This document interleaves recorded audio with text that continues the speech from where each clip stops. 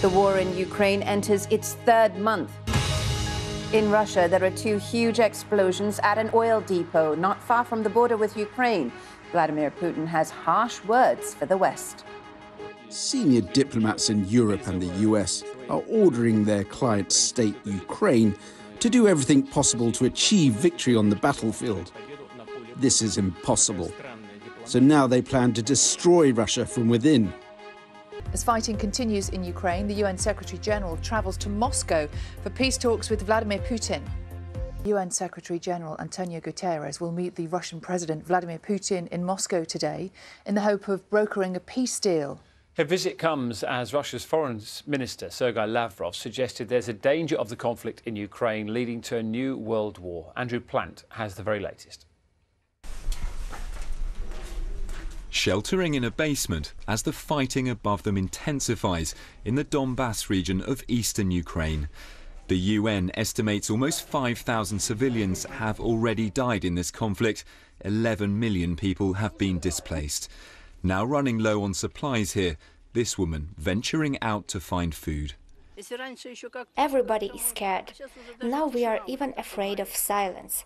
You never know what will happen next. Smoke rising from the steel plant in the besieged port city of Mariupol in southern Ukraine, where Ukrainian forces are now surrounded. With no agreement on a ceasefire here, civilians waiting for a humanitarian corridor which never came. Hope for negotiations is now with the United Nations. Secretary-General Antonio Guterres will meet President Putin in Moscow later today. He'll then travel to Kyiv on Thursday. In his evening address, Ukraine's President Zelensky said his country was ready for peace, but that, he said, could only be achieved with every Ukrainian defending their freedom. For Russia to seek peace, every Ukrainian must still fight.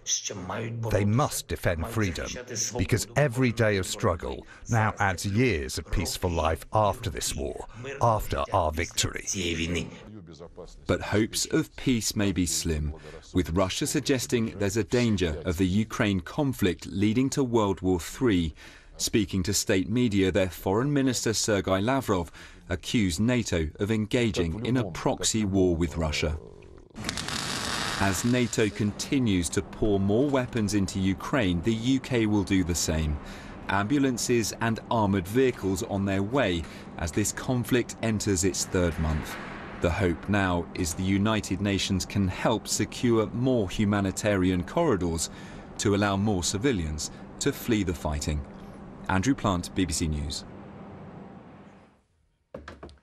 Well, our correspondent Joe Inwood is in Kyiv for us. Joe, good morning to you. Good to speak to you as ever. We know the UN Secretary-General is in Moscow today and then in Kyiv on Thursday this week, trying to broker this peace deal. What do the people of Ukraine think about the realistic prospect of things taking a positive turn in terms of peace? I'd say almost none. I mean, if you look at the gap between the two sides, what the Russians want is to take over a large portion of the territory of this country to essentially subjugate the people that live in those areas or control those areas. What the Ukrainians want is the reverse. They want the Russians off their territory. I don't see any way really that even the world's most senior diplomat, even Antonio Guterres, the United Nations Secretary General, could bring those two parties together and find some form of reconciliation between the two. Now, if you want to understand quite how far things have fallen in relations between these two neighbours, just over my shoulder over there you can see a kind of a titanium arch. Now, below that is two huge monumental statues. They were statues erected in 1982. They show Soviet workers. They were put there to commemorate and symbolise the peace and the friendship of Russia and Ukraine. Now, in a few hours' time, those statues are going to be demolished. They're going to be destroyed. The mayor of Kyiv, Vitaly Klitschko, is going to be there. And I think if you want to understand quite how bad things are now, that event is going to show it. As Russia's Foreign Minister Sergei Lavrov suggested there is a danger of the conflict in Ukraine leading to a new world war. I don't know whether you're able to hear our discussion with the Armed Forces Minister, James Heappey, but we were talking to him a few moments ago about the situation, the fighting in the Donbass region, and his view is that the Ukrainians are very much dug in. They're in good positions, and it doesn't seem that the Russians are making the inroads that they want to make. I wonder how that is being discussed and reflected in Kyiv. Well, I can say I've been in those trenches. I was in the Donbass a couple of weeks ago, and they are incredibly well fortified. It's one of those things, I mean, we've said this many times, but it bears repeating. The forces in the east that the Ukrainians have are the best that they've got. They're well equipped, they're well trained, they're battle hardened.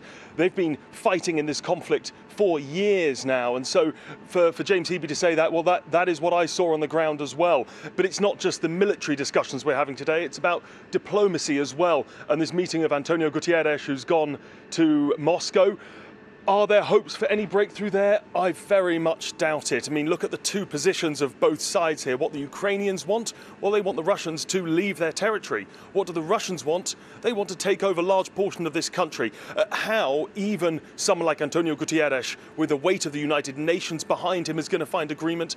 I don't really think that's going to be possible. The areas where we might see some movement are around a role for the United Nations in creating humanitarian corridors. That could be possible, but really we don't know. One thing to bring your attention to today, I don't know if you can see, just behind me over there, that arch, that titanium arch in the distance. Now, just below that is an 8 meter high bronze sculpture. It was erected in 1982, and it shows two Soviet workers standing side by side.